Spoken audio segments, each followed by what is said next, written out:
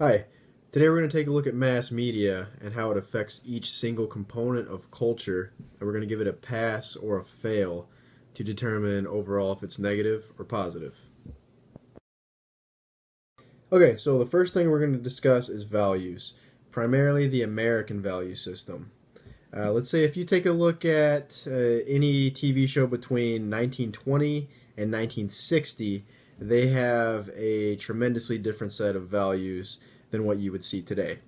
The women dress conservatively, the families have dinner together, talk about their day, grow closer as a unit, and now we've kind of gotten away from that, and I feel in the way of values that the American people have digressed greatly in the value system due to mass media.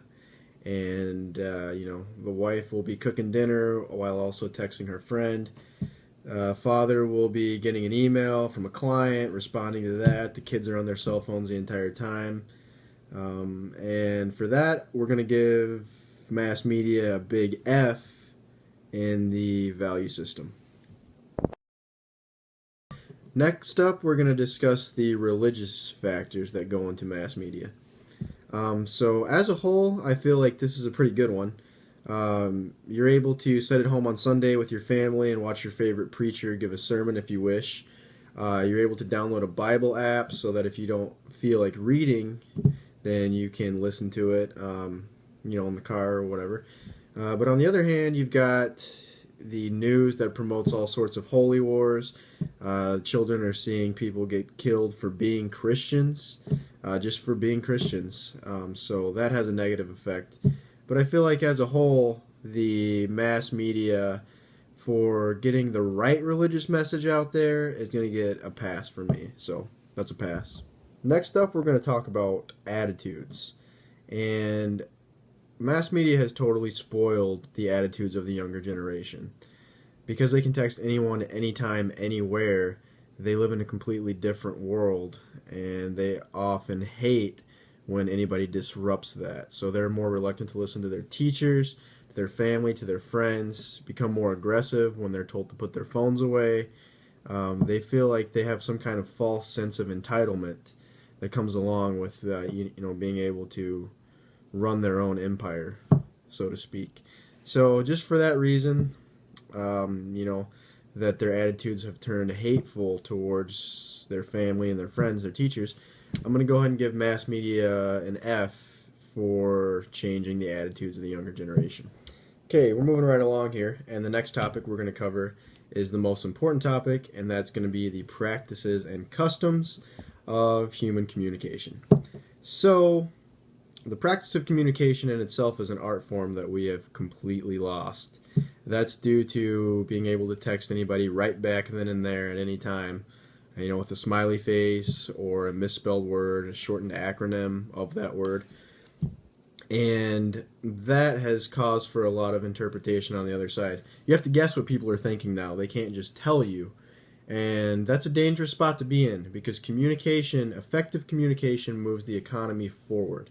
Your ability to talk to your fellow man in a way that makes sense drives business. And I've worked in a lot of places where, somebody's scared to answer the phone because they either weren't taught A, how to communicate effectively, or B, they just forgot how because they sat there and text all day. And that's a dangerous spot for this country to be in.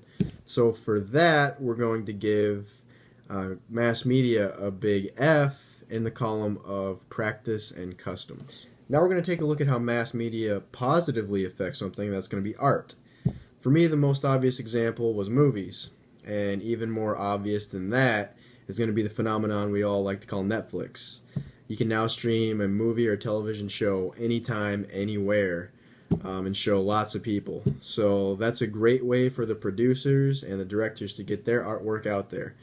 There's a lot of hard work and a lot of talent that needs to be found to make a movie, and now it's easier than ever to show your audience what you've been working on and to make a lot of money at it. So that's a good one. We can also take a look at the last project where Dr. Carey's showed us that there's online galleries available for sculptures and paintings and pretty much everything you can think of around the world without even having to go visit them, which is pretty cool in itself.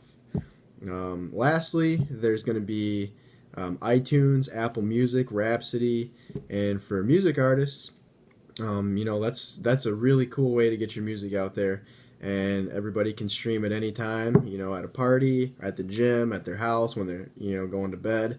All you have to do is press a button, and that will turn your phone into a jukebox. So for art, I'm gonna go ahead and give that a big A plus because everybody uses it every day, and that's pretty cool.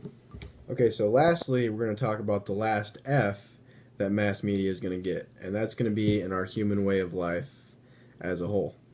And as far as television goes, no news is good news is a saying that was around for a long time, and I believe that to be true to a T, an entirely different way than it's been traditionally used.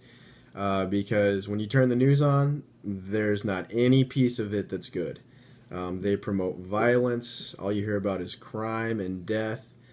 And, that's the kind of fear that they instill in you from a young age that you really can't come back from if you don't have the proper upbringing. So we're going to go ahead and give that an F simply for the fact that, it promotes hatred among races. And, we're plummeting back into times, where civil war was right around the corner. So we're going to give mass media an F in the fact that it's changing our way of life from us being children to adults and teaching us the wrong behaviors. So in conclusion, Dr. Carries has asked if I think mass media is damaging our culture and what restrictions, if any, should we place on mass media. Well, we're going to look at the simple facts here and say that mass media today has failed in 4 categories and only passed in 2. So that being said, it's a big failure. And it is definitely damaging our culture and our beliefs, our value systems, everything. And the way that we need to restrict that is just, to start with our younger generation and show them the proper way to view things from the ground up. Because there's not a whole lot that we can do in terms of restrictions because the government controls mass media. So unless you're in the government, then good luck.